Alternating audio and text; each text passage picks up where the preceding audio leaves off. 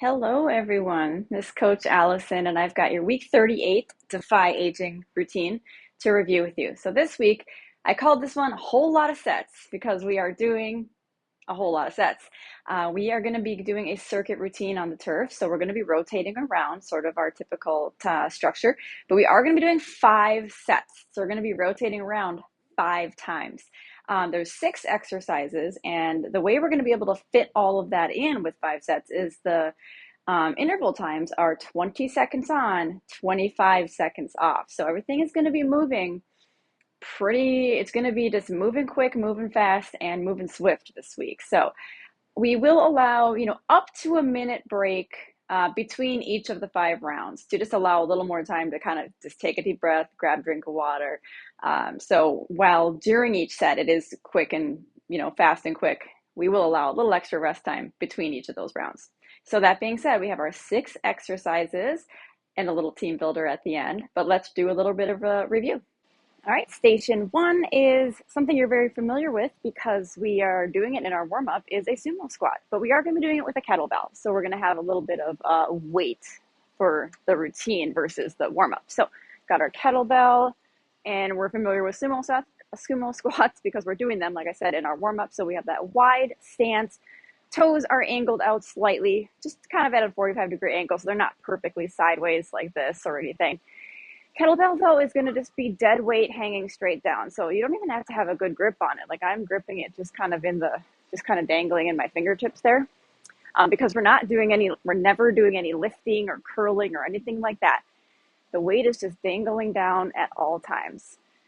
So please don't shrug the shoulders or anything like that. And yeah, make sure that those knees are tracking outward over the ankles. See how at the bottom of my squat, my knee is directly over my ankle. So it's not kind of caving in like this. So that's very important. Little bit of forward lean, just enough. I mean, it should really feel like a natural amount of forward lean. So this is kind of what my body just naturally does. So I'm not forcing myself to stay up tall like that, but I'm not doing a deadlift. I'm not doing a full hinge forward. So make sure you're not doing anything like that. So it is a squat, meaning your chest stays up for the most part. So all those things keep in mind. But again, make sure when you come up from the squat that you're not doing anything like this, pulling up the weight. The weight is just dead weight at all times, hanging straight down. And that's our kettlebell sumo squat station. Station 2 is an alternating overhead press. So we do a lot of presses with shoulders. Very important to keep that movement pattern and those shoulders strong. We did have a break from this type of movement last week, however, so we are back to it. And we're going to keep it basic as far as the movement organization, meaning nothing too complicated, alternating left, right. There we go. While you're doing one side, though, be wary of what that other side is doing. So see how I'm keeping this other side right here, my right arm here? I'm not letting it kind of fall down here. So while one arm is doing the press, the other arm is waiting patiently, kind of at that cheek or chin height. Again, I'm not letting the other arm kind of fall down here. So that's very important. So yeah, that's that station. Pretty straightforward. Don't think you have to go fast, even though it's only 20 seconds. I think sometimes when it's 20 seconds, we think that means we need to speed up the movement. Don't think that. So slow, steady speed. You might only get 4 or 5 on each arm, and that's just fine. And that is our overhead press alternating arms. Station 3, I haven't done this for a very long time. It's going to be a box jump. So this is a plyometric. So anything where you're jumping off the floor or doing it, not necessarily, it doesn't have to be jumping. Anything with an explosive movement. Typically it's jumping. So pick your box height accordingly. I know all of our gyms have those. This is pretty high. We do have stuff that's lower than this. So pick your box height accordingly. And I do, if at all possible, I want this station to be a plyometric. And I'll show you what I mean by that, with that big if that I just said. So start in front of your or behind your box. You can use the arms for momentum if you want to. Both feet lift together. And then you can step down if you'd like. Or if you're comfortable, you can also jump back and jump down. Notice I'm landing soft, so I'm landing with a bend in my knees. And take one at a time, obviously, but I mean, go slow and steady. Don't think you have to this constant jump. Once you get down to the floor, take a second, reset yourself, get ready for that next jump, and take your time. Again, in 20 seconds, if you're doing the jumps, you might only get 5 or 6 of them, and that's okay.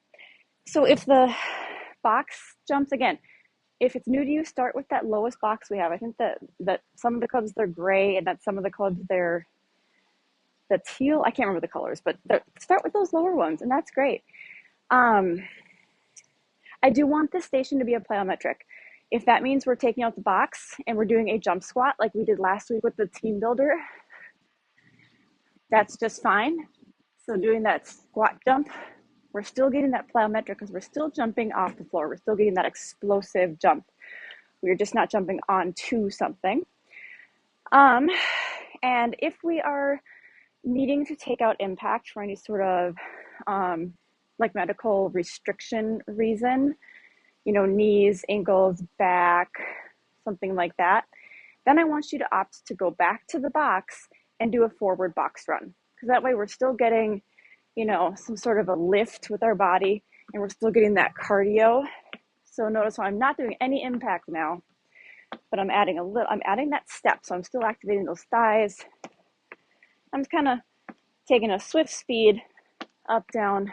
Don't worry about what leg you're leading with. I don't care. We're just going for the cardio here. Okay.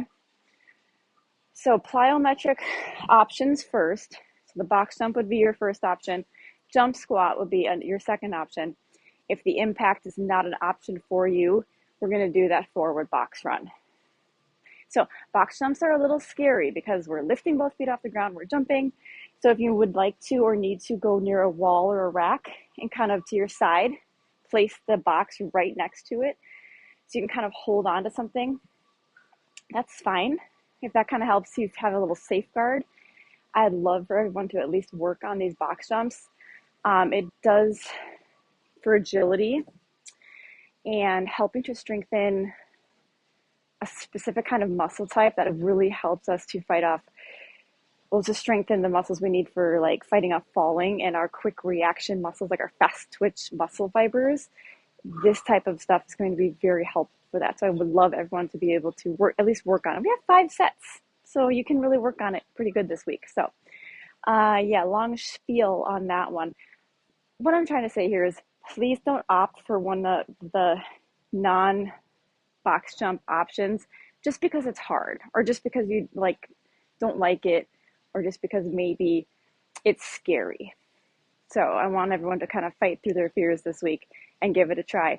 Absolutely start with the lowest box that we have, because it took me a long time to get to do box jumps too. I had a trainer a long time ago. We spent an entire 30-minute one-on-one private training session.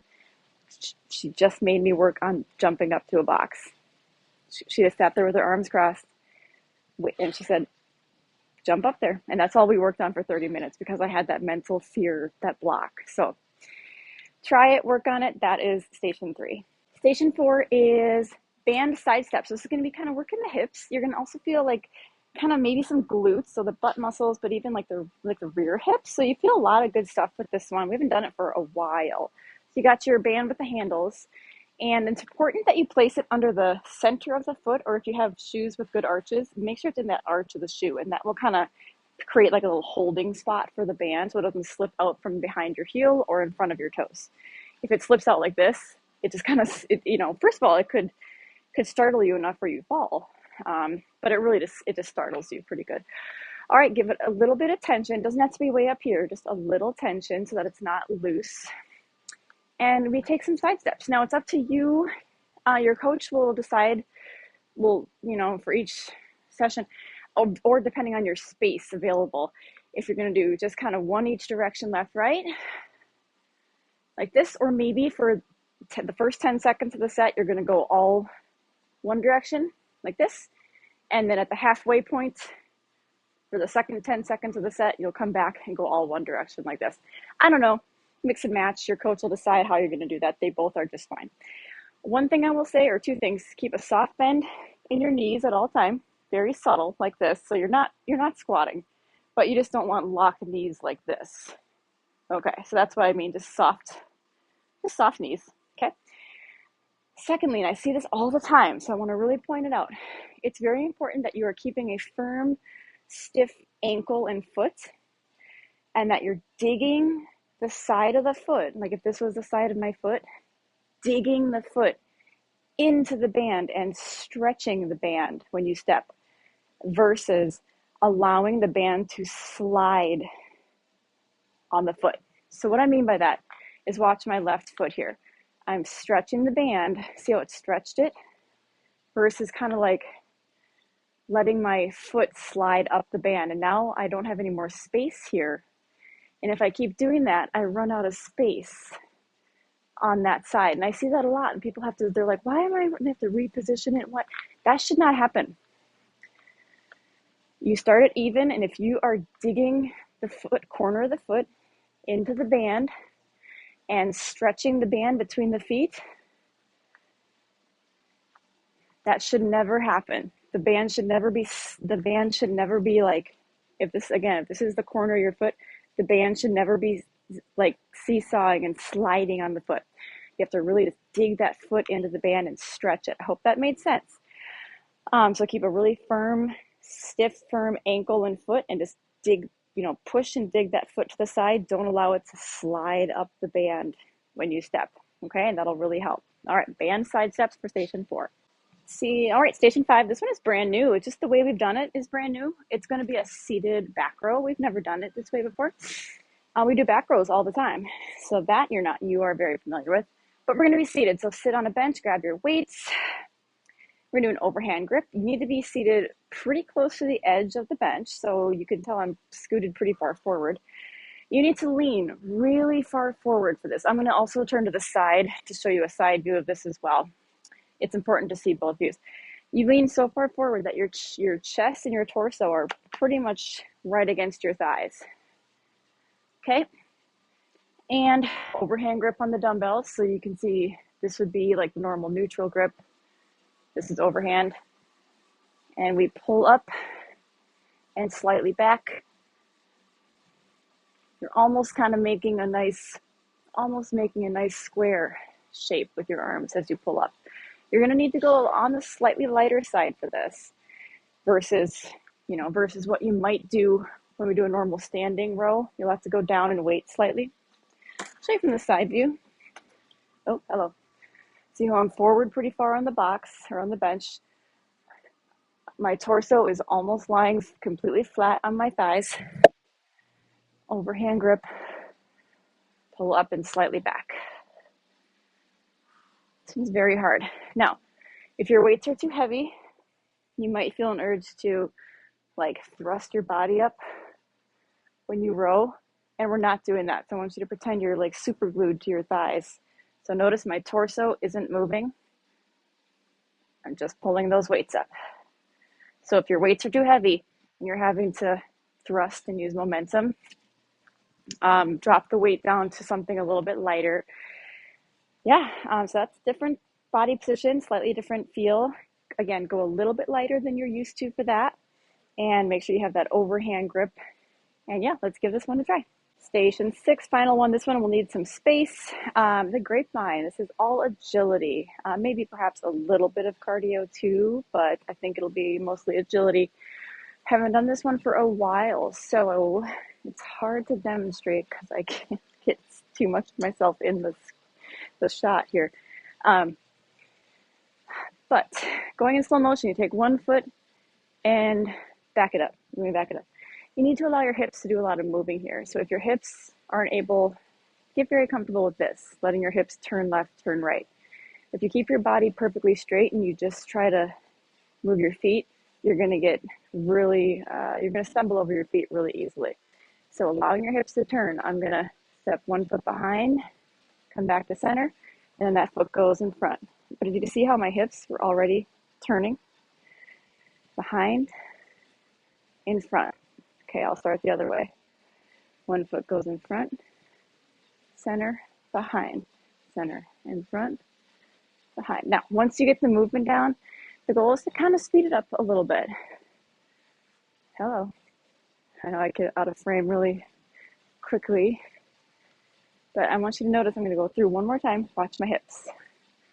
Hips are turning. Okay? And those hips really have to be able to shift left and right to help the agility. Otherwise, you're just going to be stumbling over your feet a little bit. So have fun with that one. It should be kind of fun. It is kind of a dancey move. Kind of reminds me of like line dancing. But yeah, agility is the focus on that one. Have fun with it. And that's our grapevine station. All right, and our team builder is just going to be, not really working as a team, but an overhead carry-a-thon. I'm such a dork. That's just the name. It's okay. So every club is obviously laid out differently. So your coach is going to decide what one lap is around the entire gym. So we're going to be making a little parade here. And it's going to be an overhead carry with the kettlebell, one lap on each arm. Really, I mean, I could turn this into like a 10-minute tutorial if I wanted to get really intricate. So I'm going to try not to do that. Your coach will go over it with you in person. That racked position with the kettlebell that we go over a lot, and then we go overhead with it. So take your kettlebell up to your chest. You want to make sure that the curve of the bar is in between your pointer finger and your thumb. And once we get that kettlebell overhead, it's important that the wrist is staying really straight. So we pop that kettlebell overhead, and I can not in frame here. And notice how see that curve of the kettlebell is in between my pointer finger and my thumb. So the straight part of the bar isn't there, but instead I have it kind of angled. And my wrist is nice and straight. See how perfectly straight my wrist is? I'm not doing this, right? Because when your wrist bends, first of all, we always want a straight wrist to reinforce a nice straight joint. But when you allow your wrist to bend, it also starts to pull your arm back, which we don't want. So straight, strong wrist. And the kettlebell just rests really gently along the forearm there. So it shouldn't hurt your forearm. You can feel it pressing on your forearm, but it shouldn't hurt.